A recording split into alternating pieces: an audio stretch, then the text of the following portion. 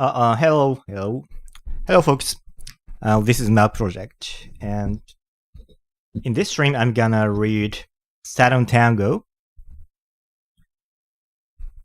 by László Krasznahorkai. So, yeah,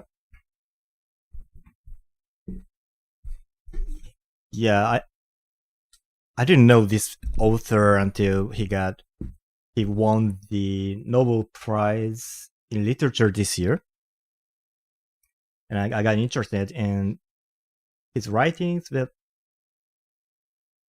this is the first time I read his book. To help reading, I've been developing this web app, which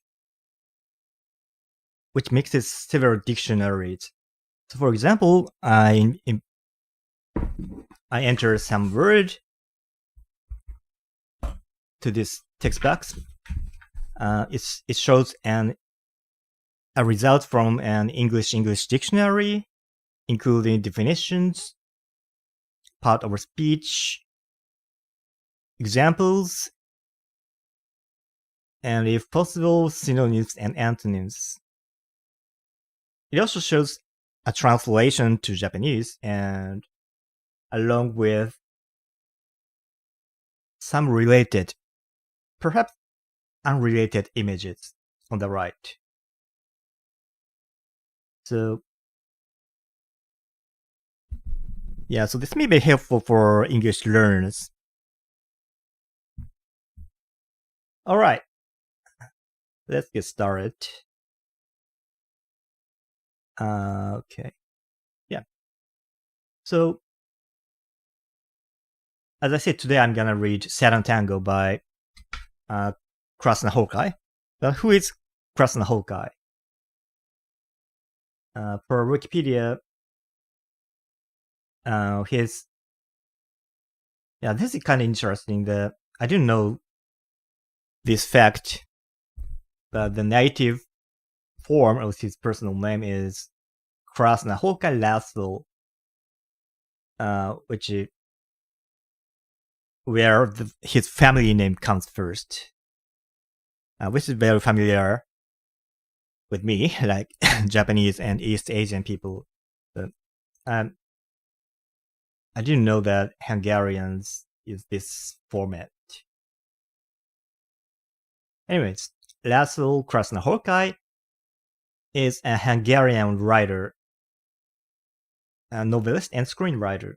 Krasznahorkai is known for his difficult and demanding novels, often labeled postmodern, which explore dystopian and melancholic themes. Several of his works include his novel Satantango and The Melancholy of Resistance, having adapted into feature films by the director Bela Taro. In 2025, he was awarded the Nobel Prize in Literature for his compelling and visionary oeuvre that, in the midst of apocalyptic terror, reaffirms the power of art. So, I'm a little scared that his writing might be too difficult for me to read, but yeah, but I do my best, and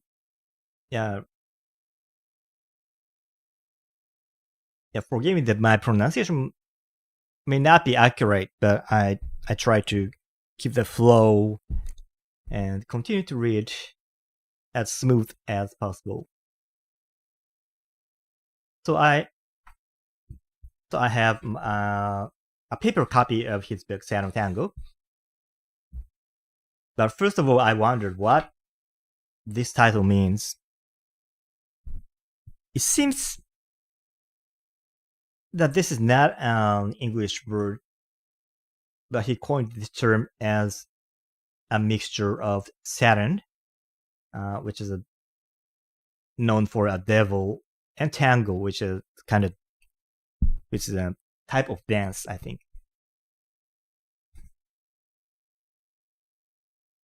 Okay, I'm ready to read. And when I read, when I look at the table of contents, it says actually that dances. And the entire book contains two parts, the first part and the second part.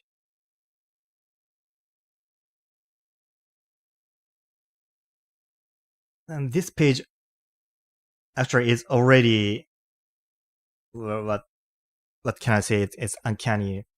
It's mysterious.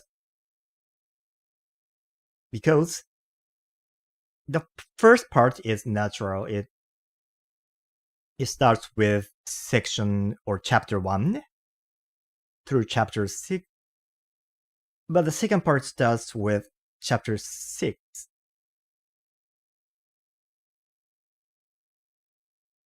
And after that, chapter 5 comes. And then 4, 3, 2, 1. So there's already a mystery. All right, let's get started. And the first part.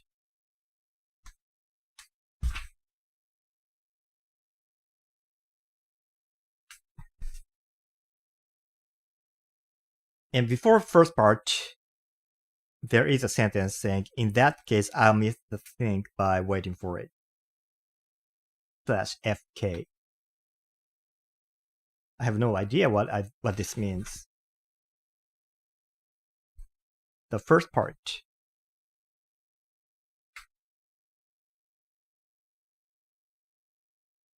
And chapter 1. Oh, by the way, I plan to read until I get tired. So I don't have any concrete plans for tonight. So, well, let's see how it goes. All right.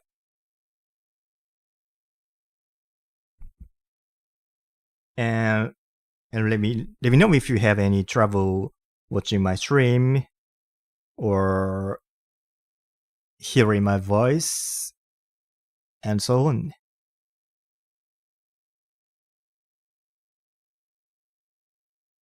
Okay, let's get started. Chapter 1. News of their coming. One morning near the end of October, the long before the first drops of the mercilessly long autumn rains began to fall on the cracked and tailwind soil on the western side of the estate. Later, the stinking yellow sea of mud would render footpaths impassable and put the town too beyond reach. Turtaki woke to hear bells. The closest possible source was a lonely chapel about 4 kilometers southwest on the old Hockmade estate. But not only did that have no bell, but the tower had collapsed during the war, and at that distance it was too far to hear anything. And in any case, they did not sound distant to him. These ringing booming bells, their triumphal clangor was swept along by the wind and seemed to come from somewhere close by. It's as if they were coming from the mill.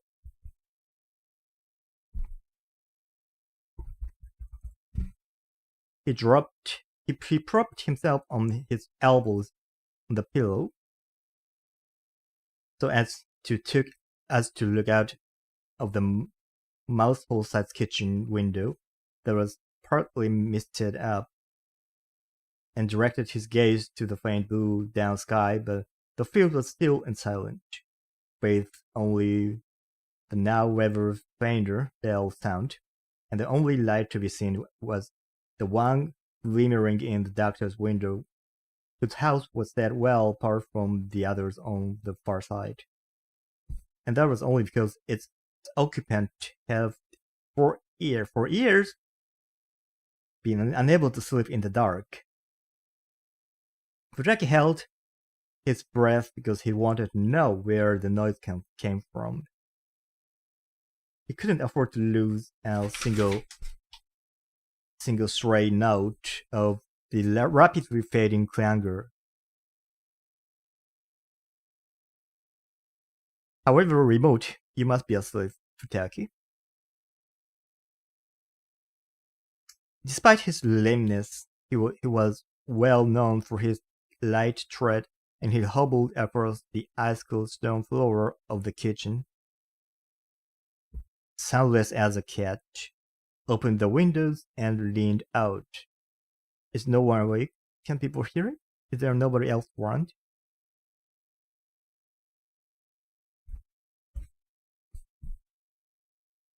A sharp, damp gust hit him straight in the face, so he had to close his eyes for a moment. And apart from the cockcrow, a distant bark, and the fierce howling of the wind that had sprung up just a few minutes earlier, there was nothing to hear. However hard he listened, but the dull beating of his own heart, as if the whole thing had been merely a kind of game or a ghostly half-dream. It's as if somebody out there wants to scare me. He gazed sadly at the threatening sky, at the burned-out remnants of a locust-plagued summer, and suddenly saw on the twig of an acacia, as in a vision, the progress of spring, summer, fall, and winter, as if the whole of time were frivolous interlude in the much greater spaces of eternity. A brilliant conjuring trick to produce something apparently orderly out of chaos, to establish a vantage point from which chance might begin to look like necessity. And he saw himself nailed to the cross of his own cradle and coffin, painfully trying to hear his body away, only eventually to deliver himself utterly naked, with that identifying mark stripped down to essentials, into the care of the people whose duty it was to wash the corpses, people obeying an order snapped out in the dry air against a black background loud with tortured and flayers of skin.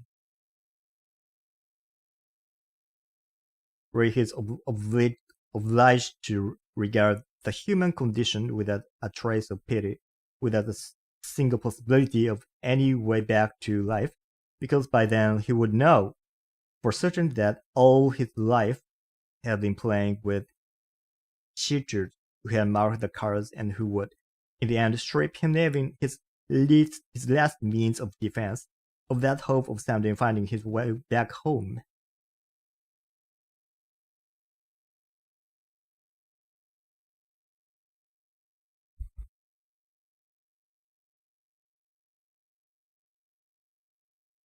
Mm.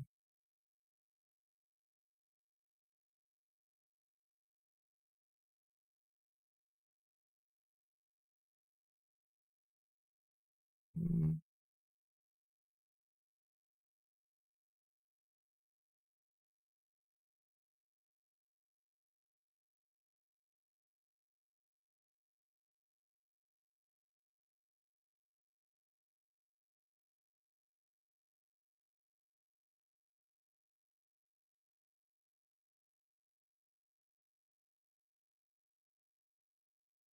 Yeah, the dictionary might miss some words, so I need to look up later. Yeah, I believe this is a valid word. So this should be an issue of the dictionary, the free, specifically free dictionary API I use. Anyways, let's continue. He turned his head towards the east. Was the home of thriving industry. Now nothing but a set of dilapidated and deserted buildings. Watching while the first rays of a swollen red sun broke through the topmost beams of a derelict farmhouse, from which the roof tiles had been stripped.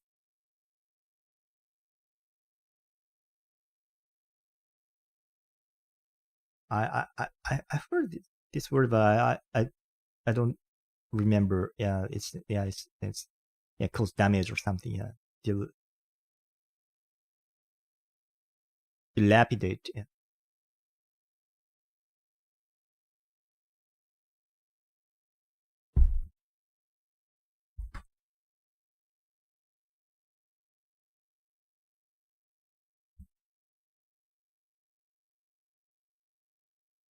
Yeah, sometimes translation can be strange. Yeah, because I'm not actually using a dictionary, but using this an API service, which may not be perfect, because it's basically they learned with some they learn from real data.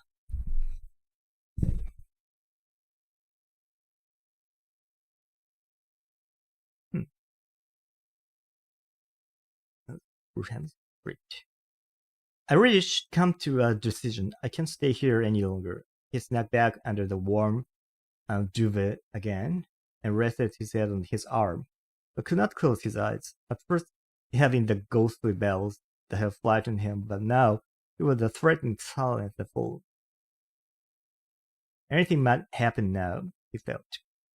But he did not move a muscle that undid the objects around him. They had so far been merely listening. Started up a nervous conversation. The sideboard gave a creak. A saucepan rattled. A china plate slipped back into the rack. At which point, he turned away from the sour smell of the perspiring. Perspiring.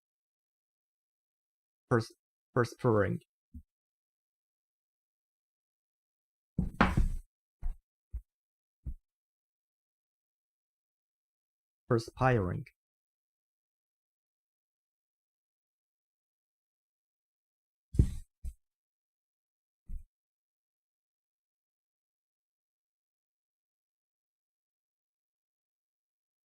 He turned away from the sour smell of the perspiring Mrs. Schmidt, felt with his hand for a glass of water left standing by the bed and drained it at one gulp. Having done so, he was free of his childish terror. He sighed, wiped his sweating brow, and knowing that Schmidt and Cranner were only just now running up the cattle to drive them west from the dikes towards the farm buyers in the west, where they eventually received 8 months worth of hand-earned wages, and that this would take a good couple of hours, he decided to try and get a bit more sleep.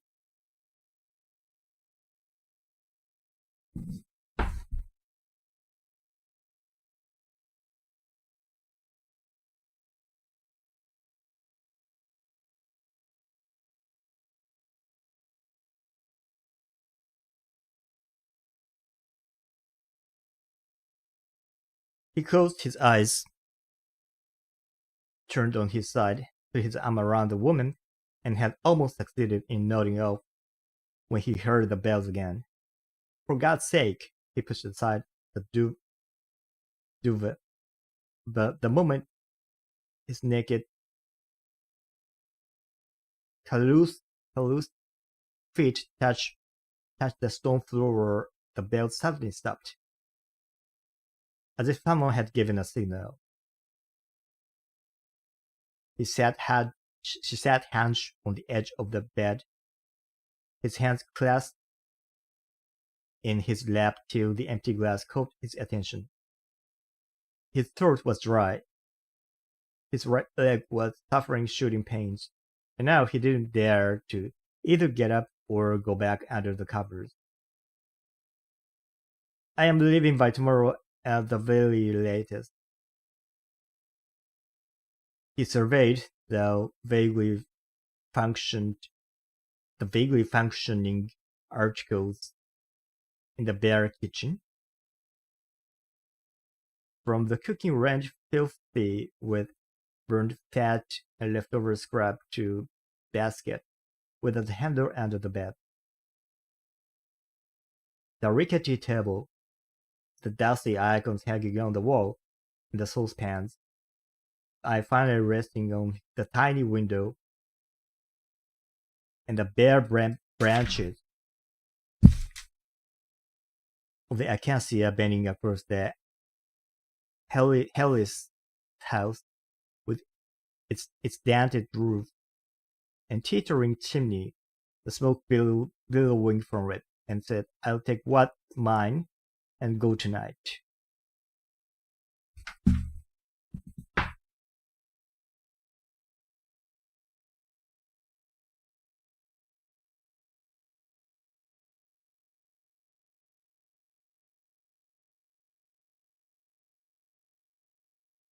Yeah, I don't know this word. Rickety.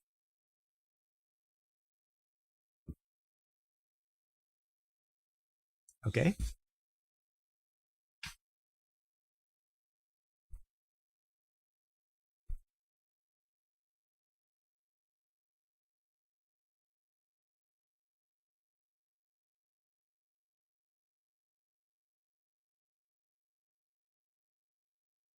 Oh, where am I? The smoke billowing from it, and said, I'll take what's mine and go tonight. No later than tomorrow at any rate. Tomorrow morning.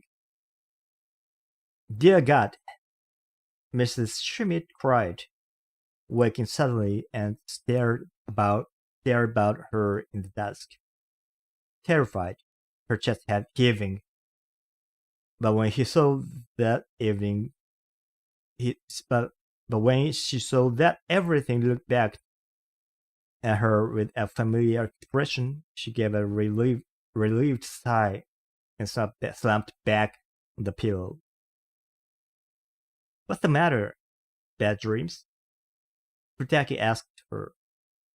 Mrs. Schmidt was staring at the ceiling in fright. God Lord, really horrible dreams. She sighed again and put her hand on her hurt. Those things, me? Who'd have imagined? There I was sitting in the room, and suddenly there was a knock at the window. I didn't dare to open it, just stood there, peeking through the curtains. I only saw his back, because by now he was shaking the door handle, and then his mouth as he bellowed. God knows what he was saying. He was unshaven, and it seemed his eyes were made of glass. It was horrible. Then I remembered I had only given the key one turn the previous night and knew that by the time I got there it would be too late, so I quickly slammed the kitchen door. But then I realized that I didn't have the key. I wanted to scream, but no sound came from my throat. Then I don't exactly recall why or how, but suddenly Mrs. Alex was at the window making faces. You know what it's like when she makes faces. And anyway, there she was staring into the kitchen, and then, I don't know how, she vanished. By that time, the man outside was kicking at the door and would have been through it in a minute. And I thought of the bread knife and dashed over the cupboard, but the drawer was jammed, and I kept trying to open it. I thought I would die of terror. Then I heard him smash the door open, and he was coming down the hall. I still couldn't open the drawer.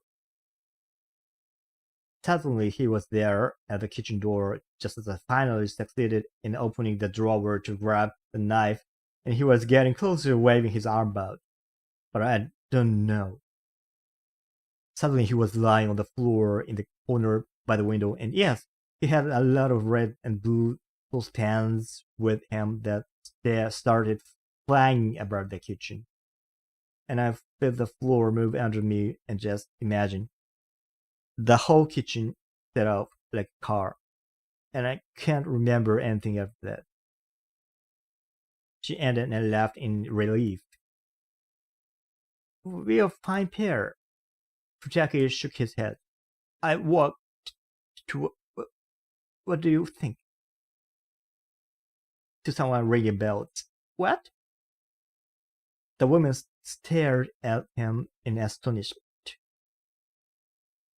Someone was ringing bells? Where? I don't understand it either. In fact, not once but twice, one after the other. It was Mrs. Schmidt's turn to shake her head. You'll go crazy. Or I might have dreamed it all, grumbled Futaki nervously. Mark my words, something is going to happen today.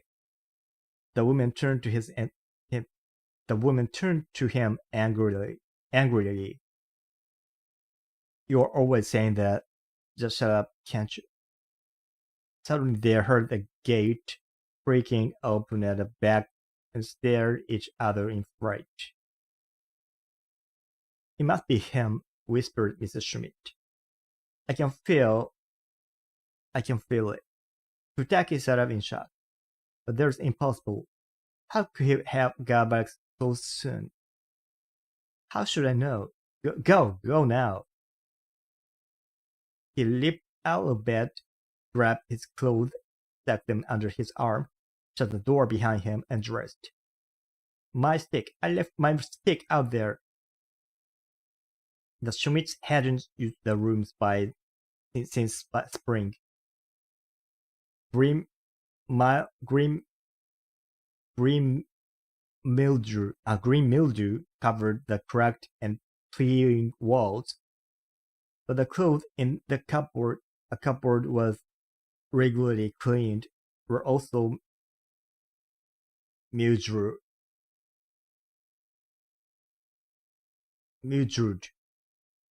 I think milk plus dew. Oh, no, milk.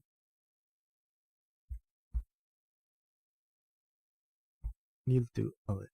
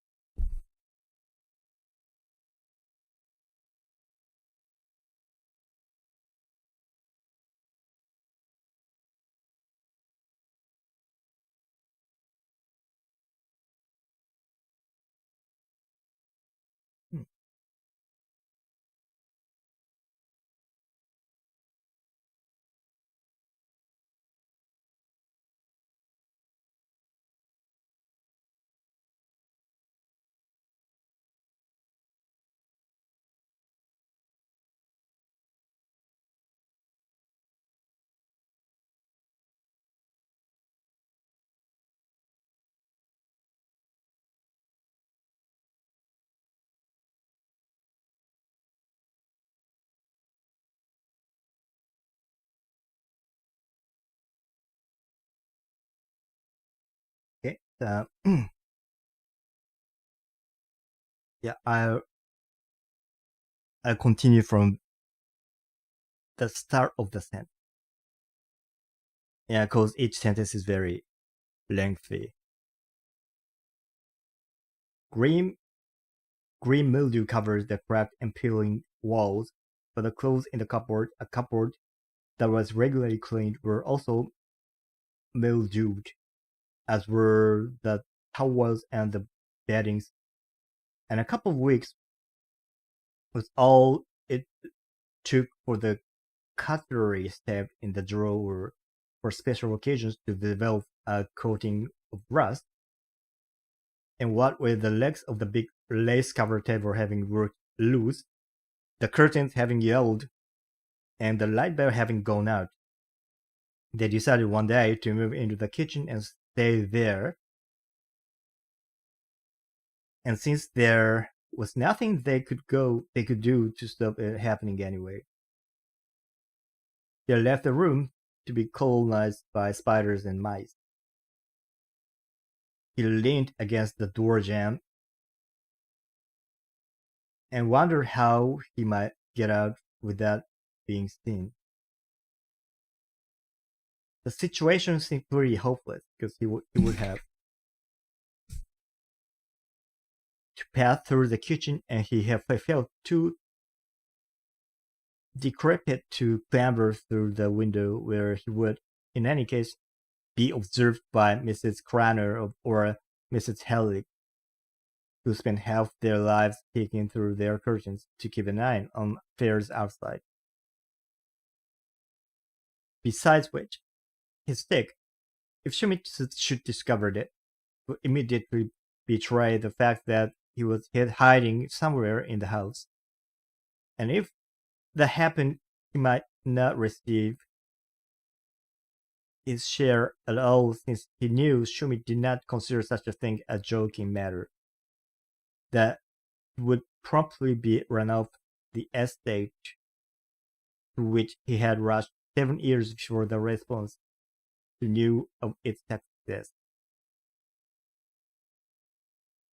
2 years after the estate had been set up, at a time when he was hungry and had only a single pair of ragged trousers plus a faded overcoat with empty pockets to stand up in, Mrs. Schmidt ran into her hall while he put his ear to the door.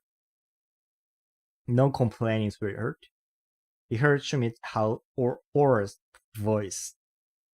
You do as I tell you. Is that clear? Protective felt a hot rush of blood. My money, he felt trapped. But he had no time to think, so decided to climb out of the window after all, because something has to be done right away. He was about to open the window and catch when he heard Schmidt moving down the hall. He's going to take a leak. He tiptoed back to the door and held his breath to listen. Once he heard Schmidt close the door to the backyard, he carefully slipped into the kitchen, where he took one look at a nervously fidgeting Mrs. Schmidt.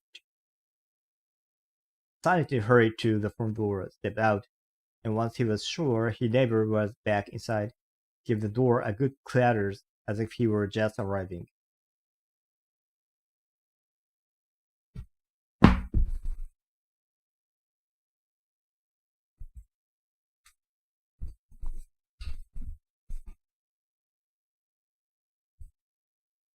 What's up? Nobody at home.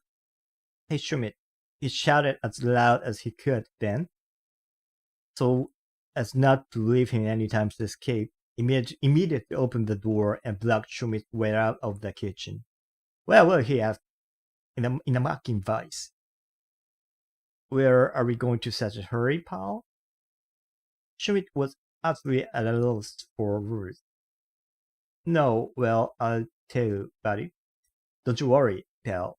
I'll have you remember all right. He continued with a deep frown. He wanted to make off with the money. Am I right? Guess right the first try? Schmidt still said nothing, but just kept blinking. Futaki shook his head. Well, pal, who would have thought it? They went back into the kitchen and sat down facing each other. Schmidt was nervously fiddling with objects on the stove. Listen, pal. Schmidt stuttered. I can't explain. Futaki waved his away. I don't need any explanations. Tell me, is Craner in on this? Schmidt was forced to nod. Up to a point. Tons of bitches. Futaki raged. You thought you'd put one over on me. He bowed his head and thought. And now? What happens now? He eventually asked. Schmidt spread his arms. He was angry. What do you mean? What now? You are one of us, buddy. What do you mean? Futaki inquired, mentally calculating the sum. Let's split it 3 ways. Schmidt answered reluctantly. But keep your mouth shut. You won't have to worry about it.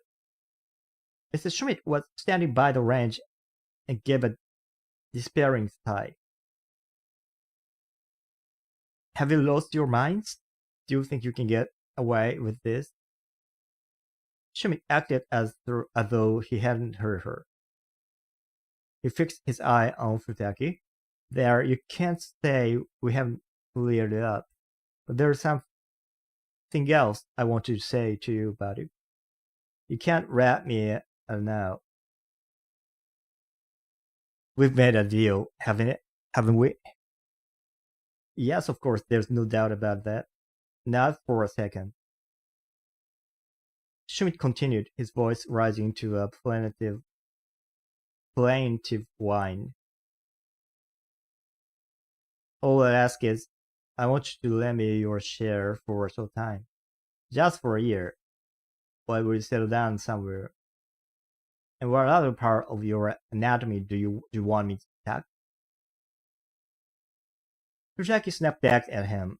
Schmidt fluffed forward and grabbed the edge of the table. I wouldn't ask you if you yourself hadn't said you wouldn't be leaving here now. What do you need it for? What do you need it all for? And it's just for a year. That's all. We have to have it, you understand? We just have to. I can't buy anything with the rags I'm standing up in. I can't even get a plot of land. Let me 10 at least, sir. No way, Futaki answered. I don't give a damn. I don't want to rot here either. Schmidt shook his head, so angry he was practically crying. Then began again. Obstinate than ever, more helpless, his elbows propped on the kitchen table that rocked each time he moved as if taking his part, begging his partner to have a hurt, hoping his pal might respond to his pitiful gestures, and it wouldn't have taken much more effort. More effort since Jackie had almost decided to give in when his eyes suddenly lit on the million specks of dust whirring in a thin beam of sunlight, and his nose became aware of the dank smell of the kitchen.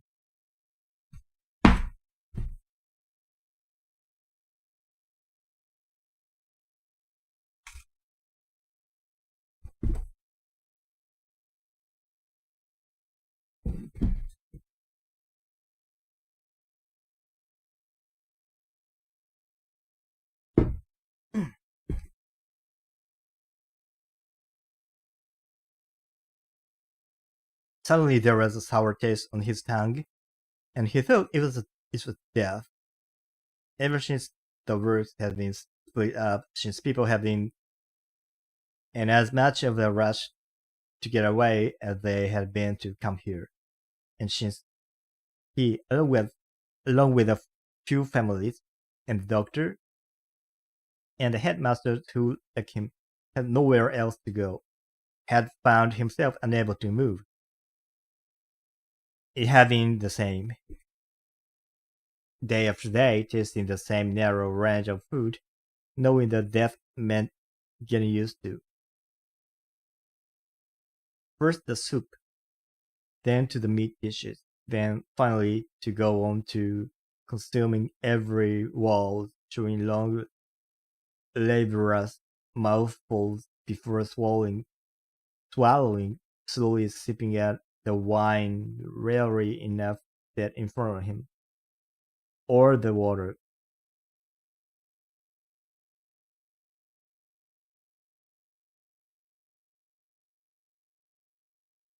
He sometimes felt an irresistible desire to break off a chunk of nitrous nitrous plaster in the machine hall of the old engine house where he lived and to cram it into his mouth so that he might recognize the taste of the vigilance.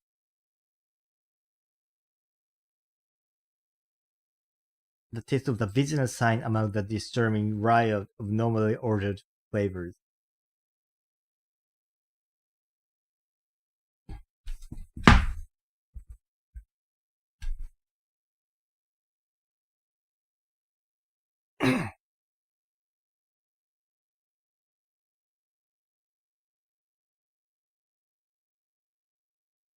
Death, he felt, was only a kind of warning rather than desperate and permanent end. It's not as if I'm asking for a gift, Schmidt continued, growing tired. It's a loan, you understand? A loan. I'll return every last cent of it in precisely a year. They sat at a table, both of them worn out. Schmidt's eyes were burning from ex- exhaustion. Taki was furiously studying the mysterious patterns of the stone tiling. He mustn't know, he mustn't show he was afraid, he thought, though he would have found it hard to explain what it was he was afraid of. Just tell me this. How many times did I go out to sites all by myself? In that intolerable heat where a man is scared to breathe in air in case he sets fire to his insides? Who got hold of the wood? Who built that sheepfold? I have contributed just as much as you, or Craner, or Halleck. And now you have the nerve to touch me for a loan. Oh yes, it'll all be returned next time I'll see her.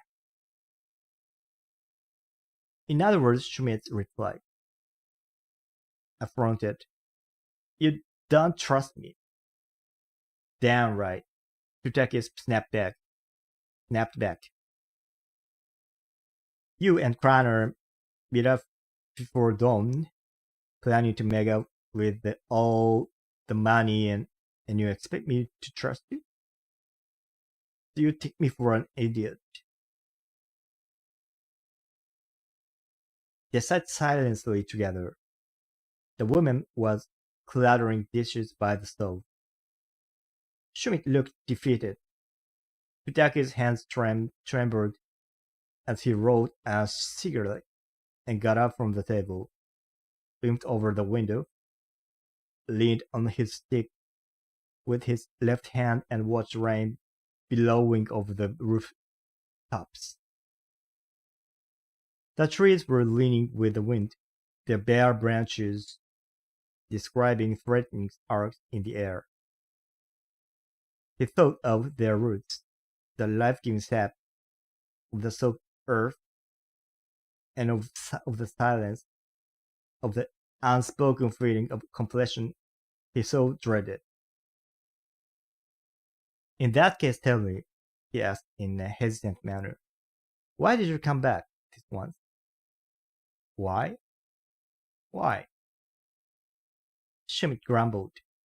Because that's what occurred to us. And before we could think better of it, we were on the way home and back. And then there was a woman. Would I have left her here? Hideki nodded understandingly. What about the Craners? He asked after a while. What's your arrangement with them? They're stuck here like us. They want to head north. Mrs. Craner heard there was an old neglected orchard or something there. We'll meet by the crossroads after dark. That's what we arranged. Hideki gave a sigh. A long day ahead. What of the others? Like Helix? Schmidt rubbed his finger together despondently. How should I know? Helix will probably sleep the whole day. There was a big party yesterday at the Horgos.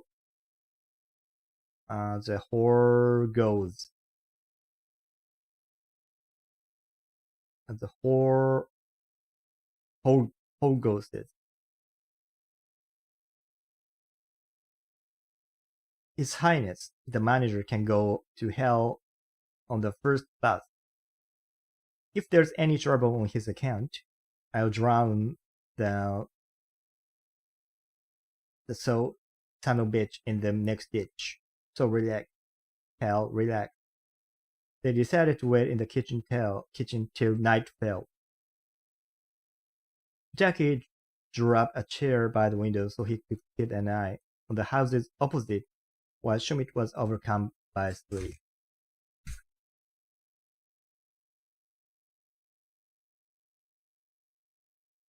Slumped over the table and began to snore. The women brought the big iron trap military trunk out from behind the cupboard, wiped away the dust inside and out, then wordlessly began packing their things. It's raining, said Futaki. I can hear, replied the woman. The weak sunlight only just seated in penetrating a jumbled mass of clouds that was slowly proceeding eastward.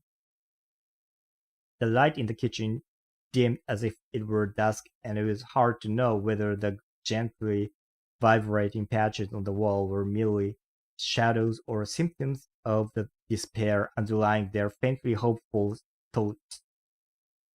I go south, Futaki declared, gazing at the rain. At least the winters are shorter there. I rent a little land near some town that's growing and spend the day dangling my feet in a bowl of hot water. Raindrops were gently trickling down both sides of the window because of the finger-wide crack that ran all the way from the wooden beam to the window frame, slowly filling it up, then pushing their way along the beam where they divided once more into drops that began to drip into Futaki's lap, while he, being so absorbed in his visions of faraway places that he couldn't get back to reality, failed to notice that he was actually wet. Or I might go and take a job as a night watchman in a chocolate factory. Or perhaps as janitor in a girls' boarding school. And I try to forget everything. I'll do nothing but soak my feet in a bowl of hot water each night, while his filthy life passes. The rain that had been gently pouring till now suddenly turned into a very, very veritable deluge, like a river breaking over a dam, drowning the already choking fields. The lowest lying which were riddled with serpentine channels, and through it, it was impossible to see anything through the glass. He did not turn away, but stared at the worm-eaten wooden frame from which the putty had dropped out. Then suddenly a vague form appeared at the window, one that eventually could be made out of the human face, though he couldn't tell at first who it was, until he succeeded in picking out a pair of startled eyes, at which point he saw his own careworn features and recognized them with a shock like a stab of pain, since he felt that what the rain was doing to hit his face was exactly what time would do. It would wash away.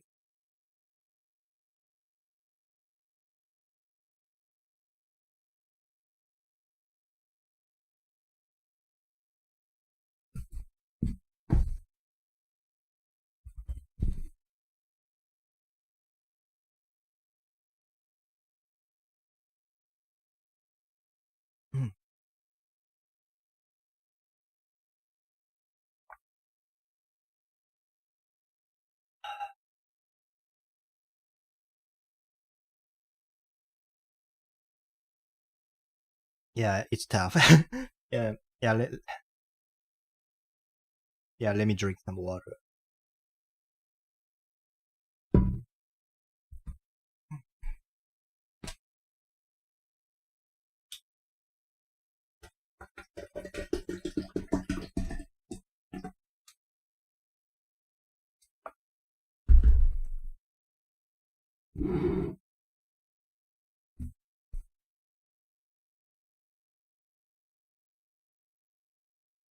There was in that reflection something enormous and alien, a kind of emptiness radiating from it, moving toward him, compounded of layers of shame, pride, and fear. Suddenly he felt the soup taste in his mouth again, and he remembered the bells tolling at dawn, the glass of water, the bed, the acacia bulb, the cold flagstones in the kitchen, and thinking of all, he made a bitter face. A bowl of hot water? Devil take it. Don't I bathe my feet every day? He pouted.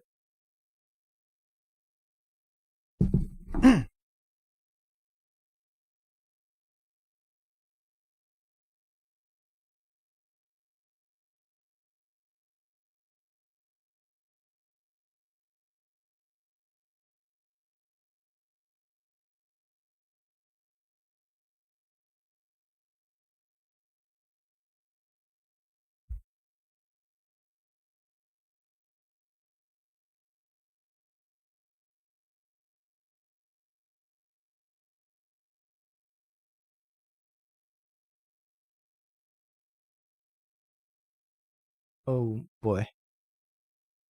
It seems I've searched too many words.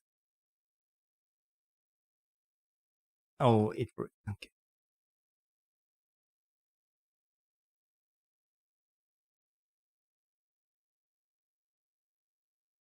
Pout.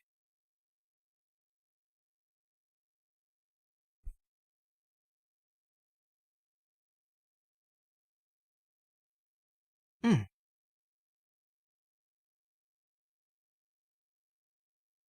Somewhere behind him there was the sound of choked off sobbing. And what's bugging you then? Mrs. Schmidt did not answer him, but turned away, her shoulders shaking with the sobs. You hear me? What's the matter with you? The woman looked up at him, then simply sat down on the nearby stool and blew her nose like someone for whom speech was pointless. Why don't you say something? Furtaki insisted. What the hell is wrong with you? Where on the earth can we go? Erupted Mrs. Schmidt. The first time we come to some policeman is bound up to stop us. Don't you understand? They won't even ask our names.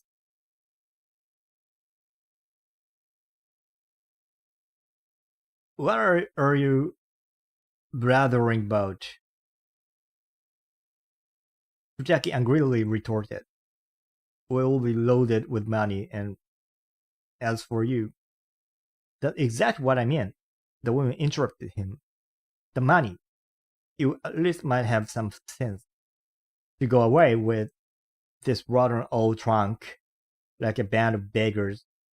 Beggars. Jackie was furious. That's enough now. Keep out of this.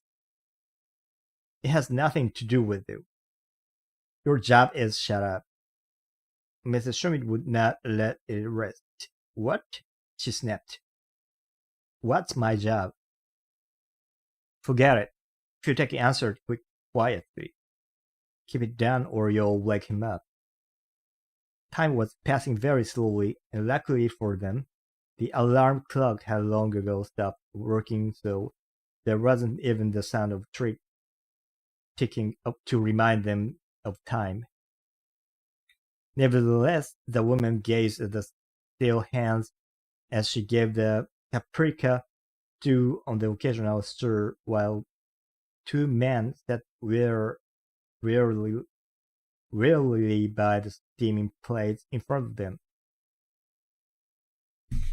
not touching their spoons despite Mrs. Schmidt's constant badgering for them to get out with it.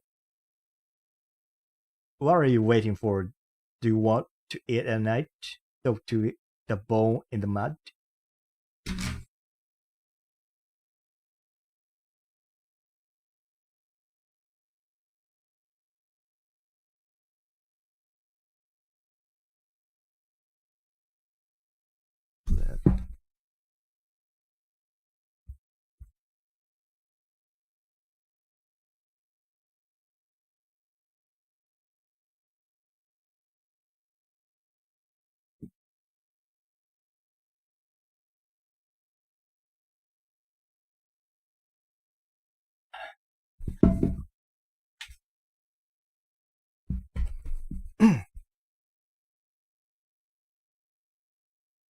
They did not turn the light on, although objects washed into each other during the agonizing wait, the pans by the wall coming to life along with the icons, and it even seemed there was someone in the bed. They hoped to escape these hallucinatory visions by stealing glances at once. Neither, but all three faces radiated helplessness, and while they knew they couldn't get started till nightfall, because they are sure that Mrs. Helix or the manager would be sitting at their windows watching the path to Zykes with even greater anxiety now that Schmidt and Kraner were almost half a day late. Every so often Schmidt or the woman made a move as if to say, screw caution, let's make start. They're off to see a movie, Futaki quietly declared. Mrs. Helix, Mrs. Kraner, and the manager, Helix? Mrs. Kraner? Schmidt snapped. Where? And he rushed to the window. He's right. He's damn right. Mr. Schmidt nodded. Hush. Schmidt turned on her. Don't be in such a hurry, sweetheart. Futaki calmed him. That's a smart woman. We have to wait till dark anyway, don't we? And this way no one gets suspicious, right? Schmidt was edgy, but sat back down at the table and buried his face in his hands. Jackie carried on, despondently puffing smoke by the window. Mrs. Schmidt drew out a length of wine from the depth of the kitchen cupboard, and because the locks were too rusty to close, tied the trunk up with it, and set it down by the door before sitting down next to her husband and clasping her hands. "What are we waiting for?" asked Becky. "Let's clear out the money." Schmidt stole a glance at his wife. "Don't we have plenty of time for that, pal?" Becky rose and joined them at the table. He spread his leg and, rubbing his double chin, fixed his eyes on Schmidt. "I say we split it up." Schmidt ran a hand over his brow. What are you worried about? You'll get your share when it's time." "Then what are you waiting for? What are you waiting for, pal?" "What's with the fuss? Let's wait until we get Krana's contribution." Utaki smiled. "Look, it's very simple. We just have what you've got there. Then when we get what owing, we'll split that up at the crossroads." "All right," Schmidt agreed. "Fetch the flashlight." "I'll get it." The woman leaped up, agitated. Schmidt plunged his hand into his trench coat and brought a package tied around his string. "I'm not drenched, though." "Wait," cried Mrs. Schmidt, and quickly wiped the table with a rag. "Now," Schmidt shoved a piece of paper under the nose of Futaki. "The document," he said. "Just so you see, I'm not trying to cheat you." He tipped his head to one side and briefly took stock of it before pronouncing, "Let's get counting." He pressed the flashlight into the woman's hand and watched the banknotes with shining eyes as they passed through Schmidt's stubby fingers and slowly peeled up at the far side of the table. And he watched. His anger slowly evaporated, because now he understood how a man's head might get so confused by the sight of so much cash that he'd risk a lot to possess it. Suddenly he felt his stomach cramp up, his mouth filled up with saliva, and as the sweat spotted wet in Schmidt's hand began to shrink and smell the pipes on the other side of the table.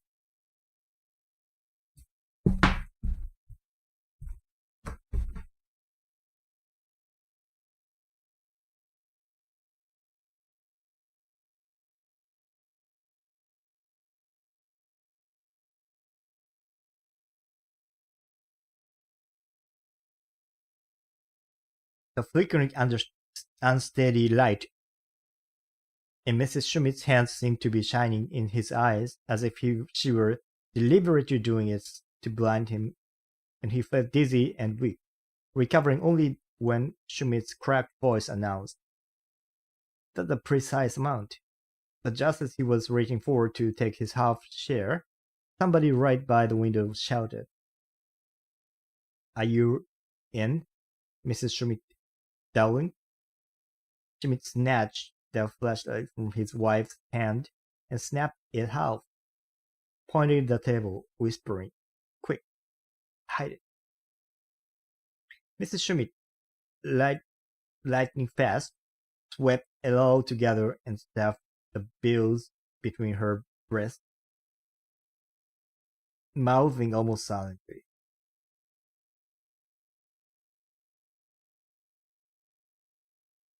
"Mrs. Helix." Futaki sprang to conceal himself between the range and the cupboard, back tight against the wall, visible only as two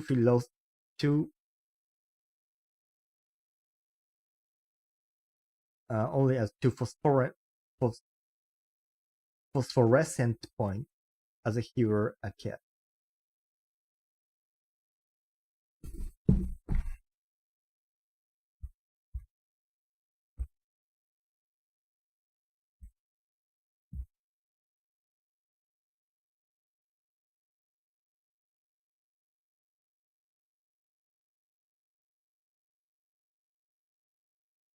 Go out and tell her to go hell.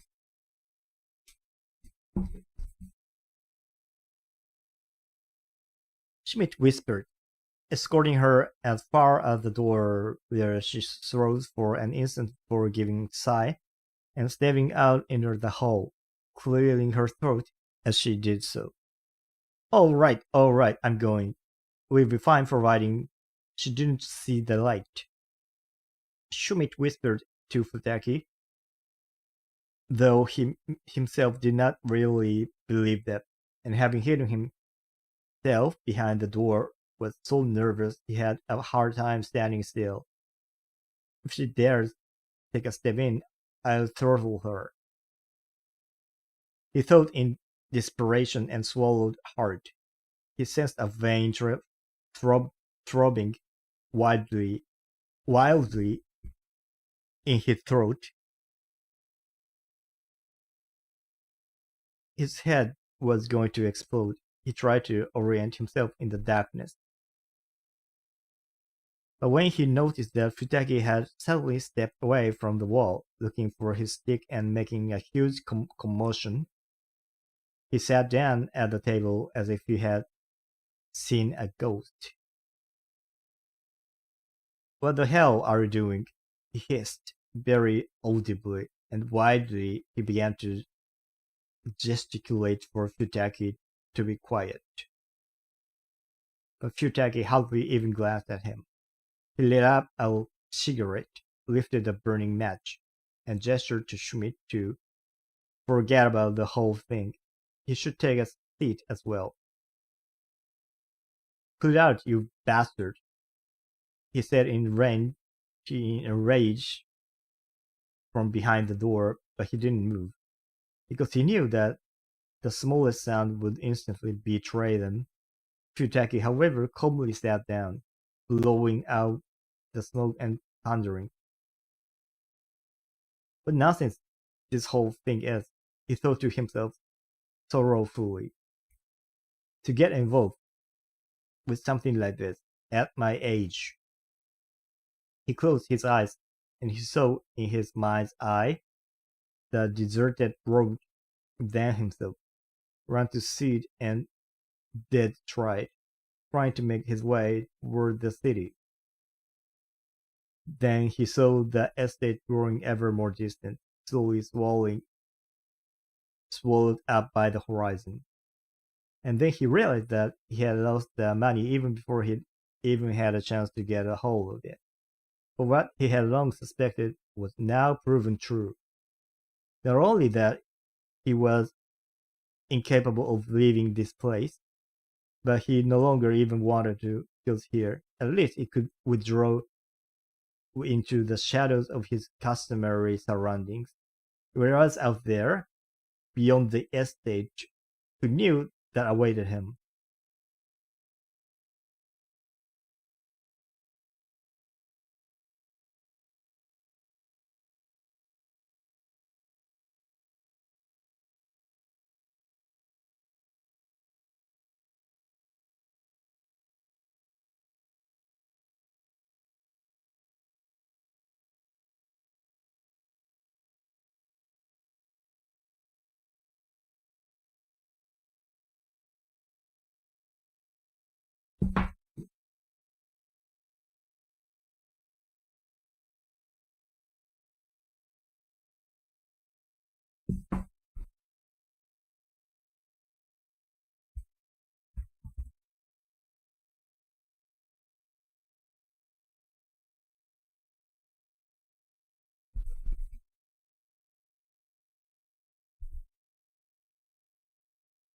But now some obscure instinct was suggesting to him that these early morning bells, this conspiracy, and the unexpected visit of Mrs. Helix were all deeply connected, because he was also certain that something was happening. And that was the explanation as well for this unusual and lengthy visitation there outside. And Mrs. Schmidt had not come back. He nervously took a drag on his cigarette, and as the smoke entwined around him, slowly floating up, his imagination, just like the fire which was almost going out. Once again burst into flame. Maybe there'll be life on the estate yet. They might bring new machines, new people might come. Everything could start all over again. They could mend the walls, give the buildings a fresh coat of lime wash, and get the pump house going. They might need a mechanist, might they? Mrs. Schmidt stood in the door, her face pale. "You can come out," she said in a hoarse voice, and turn on the light. Schmidt leaped over her, blinking furiously. "What are you doing? Turn it off. They might see us." Mrs. Schmidt shook her head. "Forget it. Everyone knows I'm at home, don't they?" Schmidt was obliged to nod in acknowledgement as he grabbed her arm. What happened? Did she notice the light? "Yes," Mrs. Schmidt replied, "but I told her I was so nervous on account of you still not having returned that I fell asleep waiting, and then I suddenly woke and turned the light on the bulb below. The bulb blew. I said I was just changing the bulb when she called out, and that was why the flashlight was on." Schmidt murmured in approval, then grew anxious again. "What about us? What did she say? Did she spot us?" "No, I'm certain she didn't." Schmidt breathed a sigh of relief. "Then what in God's name did she want?" The woman looked blank. "She's gone mad," she replied quietly. "No surprise there," Schmidt remarked. She said, Mrs. Schmidt added, her voice hesitant, looking now at Schmidt, now at the tensely attentive Chutaki. She said that Jeremias and Petrina were coming down the road. They're on their way to the estate, and that they might already have arrived at the bar.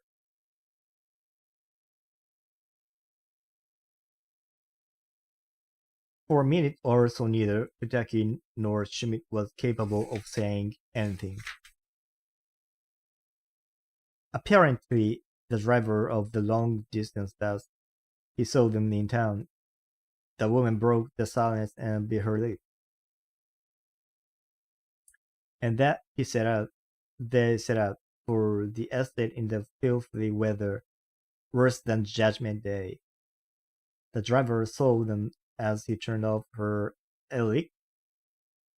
That's where he has his farmstead. As he was hurrying home, Chutaki sprang to his feet.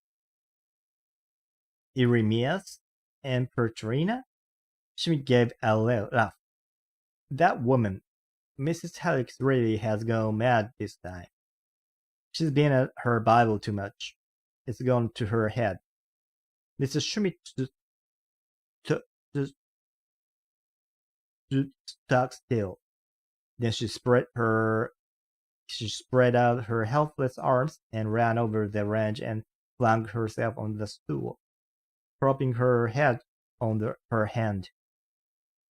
"If it's true," Schmidt turned on her, impatient, "but they're dead."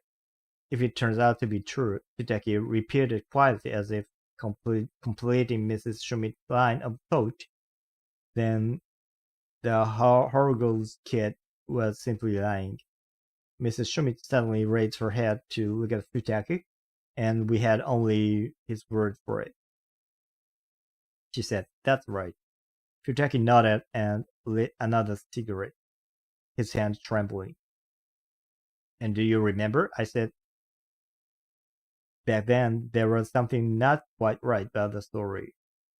There was something about it I didn't like, but no one listened to me. And eventually I gave in and accepted it. Mrs. Schmidt kept in her eyes on Futaki as if she were trying to transfer her thoughts to him. He lied. The kid simply lied. It's not so hard to imagine. In fact, it's very easy to imagine.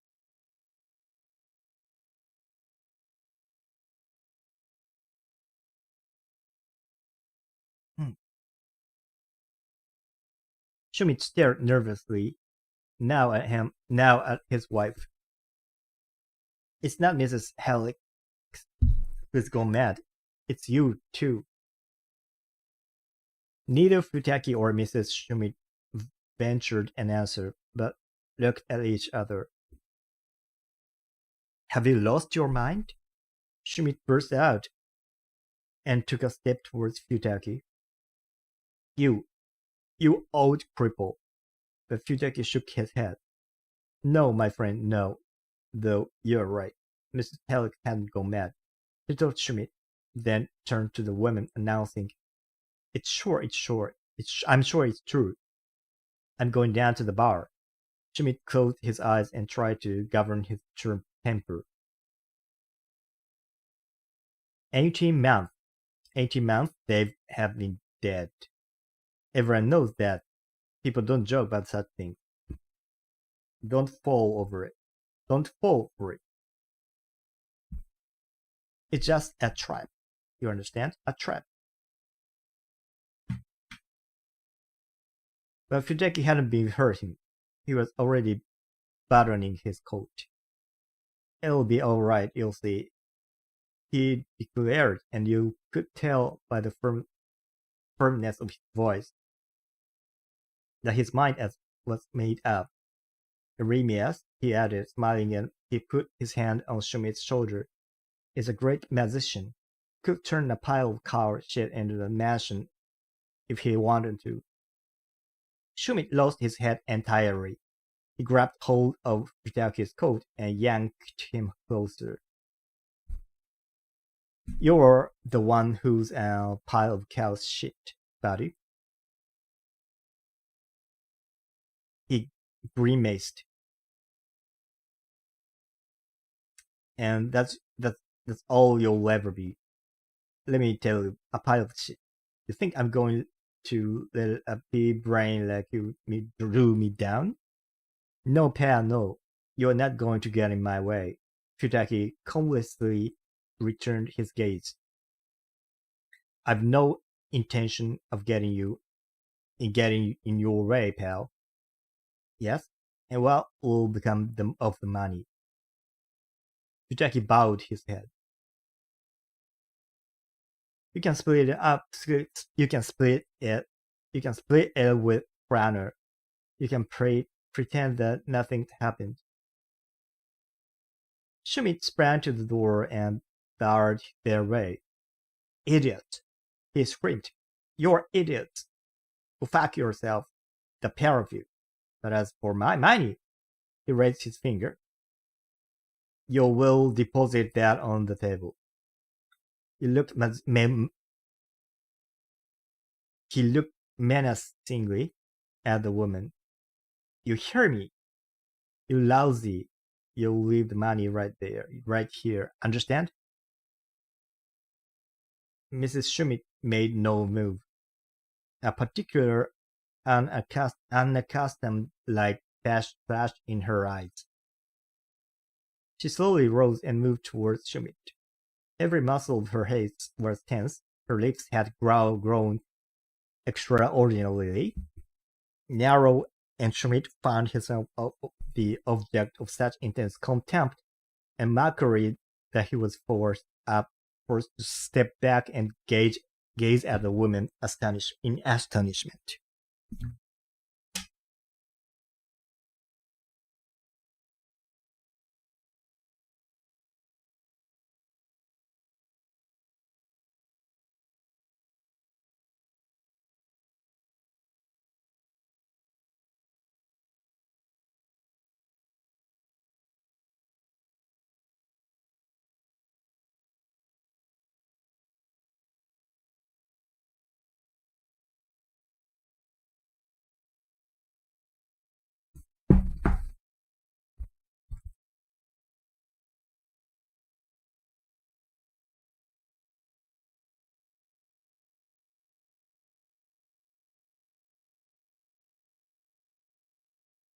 Grimace.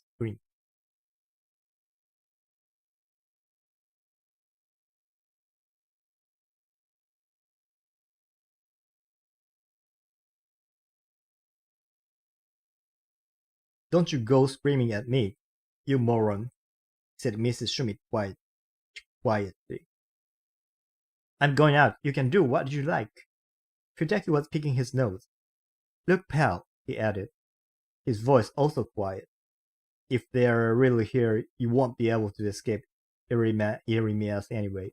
You know that yourself. And what happens then? Schmidt felt his way over to the table and slumped in a chair. The dead resurrected. He muttered to himself. And this too heavy to take the bait. Ha ha ha. I can't help laughing. He brought his fist down on the table. Can't you see what the game is? They must have suspected something, and now they want to lure us out.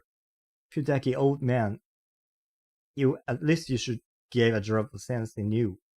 But Futaki wasn't listening. He was standing by the window, his hands locked together. Do you remember? He said. The time the rent was 9 days late, while Mrs. Schmidt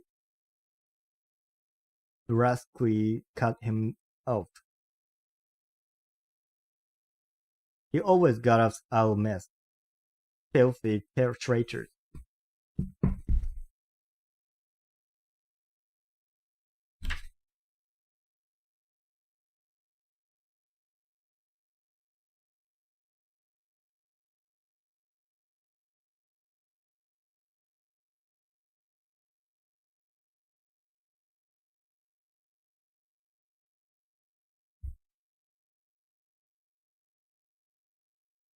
I might have guessed, Schmidt mumbled. Futaki moved away from the window and stood behind him. If you are really so skeptical, he advised Schmidt, let's second your wife on head. She can say she is looking for you, and so on. But you can bet your life on it. It's true, the woman added. The money remained in Mrs. Schmidt's bosom since Schmidt himself was quite convinced that was the best place for it, though he insisted he would far rather it were secured there with a piece of string, and they had to work hard to persuade him to sit down again because he was off somewhere to look for something. All right, I'm going, said Mrs. Schmidt, and was immediately in her coat, pulling on her boots, and was off running, soon disappearing into the darkness through the ditches surrounding the carriageway leading to the bar, avoiding the deeper puddles, not once turning back to look at them, leaving them there, two faces by the window, the rain washing over them. Futaki rolled a cigarette and blew out smoke, happy and hopeful, all tension gone. The weight lifted from him, dreamily contemplating the ceiling. He was thinking of the machine hall and the pump house. Already hearing the cough, the splatter, the painful but successful sound of machines, long silence starting up again. It was as though he could smell the freshly land-washed walls. When they heard the outside door open, and Schmidt had just enough time to leap to his feet for Mrs. Crowner was announcing, "They were here. Have you heard?" Futaki stood and nodded and put his hat on. Schmidt had collapsed at the table. "My husband," Mrs. Crowner gabbled. "He's already started and just sent me across to tell you. You didn't know already, though. I'm sure you know." We could see through our window that Mrs. Helix had dropped by, but I've got to go. I don't want to bother you, and as for the money, my husband said, forget it. It's not for the likes of us, he said, and he's right, because why hide and run? With never a moment of peace. Want that? And Eremias, well, Yossi and Katrina, I knew that it couldn't be true, any of it, so help me. I never trusted that sneaky Hogwarts kid. You can tell from his eyes. You can see for yourself. You can see for yourself how he made all up and kept it up till we believed him. I tell you, I knew from the start. Schmidt examined her suspiciously. So you're in on it too, he said and gave a short bitter laugh. Mrs. Klein raised her eyebrows and at that and disappeared through the door in confusion. Are you coming, buddy? Pitaki inquired after a while, and suddenly they were both at the door.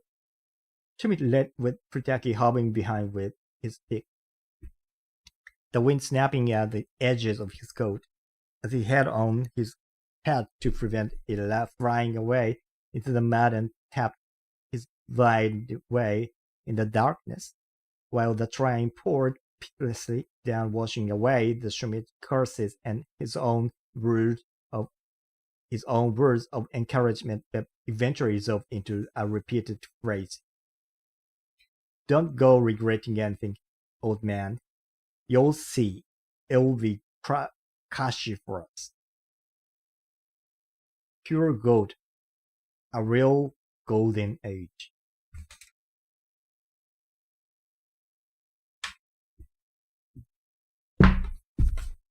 It'd be cushy. I think it's cushy. Yeah, cushy. Yeah. All right, so this ends chapter 1. So I really feel tired, so I'm gonna stop here. Yeah. It's about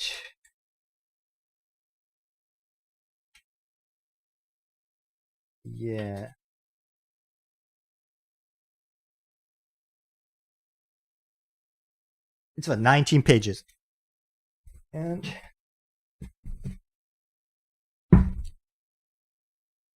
the entire book is about 300 pages, so it's not bad, yeah. But I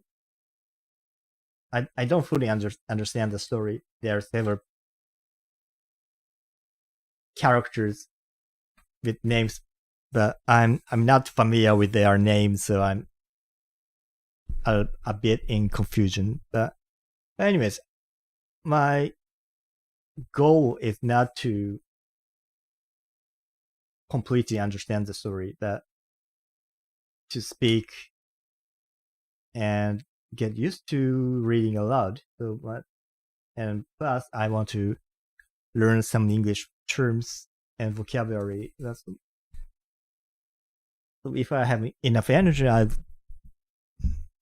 continue this work.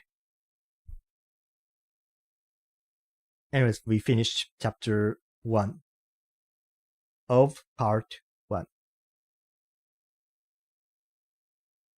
All right. Thanks for watching, and see you next time. Bye-bye.